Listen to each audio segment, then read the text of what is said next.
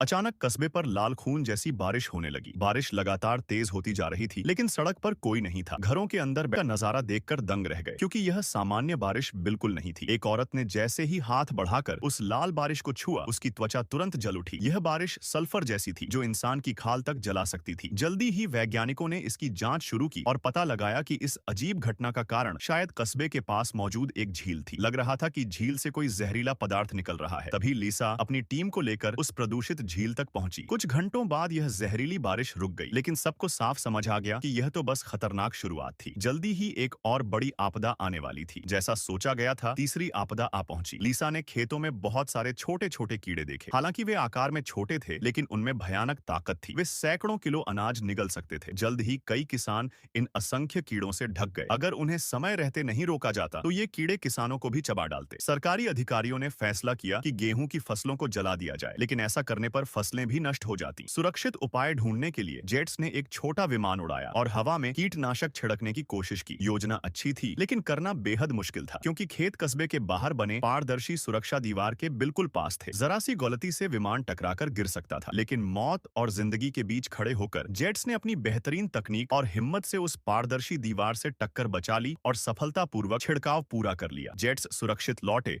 और खेत बच गए। सबने इस जीत का जश्न मनाया, मगर उनकी खुशी ज्यादा देर टिक न सकी, क्योंकि चौथी आपदा बहुत जल्द आ पहुंची और पहले से कहीं ज्यादा भयानक। तापमान अचानक बढ़ने लगा और रातों रात पूरा कस्बा बर्फ की मोटी परत से ढक गया। पारदर्शी सुरक्षा दीवार के किनारे किनारे मोटी बर्फ जमा हो गई। जिज्ञासा में लिसा ने उस दीवार को छुआ, लेकिन अगले ही पल अजीब घटना घटी। उसका हाथ तुरंत दीवार से चिपक गया। जितना भी जोर लगाया, हाथ निकल नहीं पाया। दीवार उसे निगलने ही वाली थी। सौभाग्य से उसका साथी समय रहते आ पहुंचा। अगर वह देर कर देता, तो लिसा का हाथ हमेशा के लिए बर्फ में फंस जाता। रात होते होते पूरी झील जम चुकी थी और तापमान लगातार गिरता जा रहा था। अगले दिन धीरे धीरे हालात स्थिर होने लगे। वे सब इकट्ठे होकर चर्चा करने लगे कि यह पारदर्शी दीवार आखिर क्यों डूब रही है। तभी अचानक जोरदार धमाके की आवाज हुई। सबने ऊपर देखा और दंग रह गए।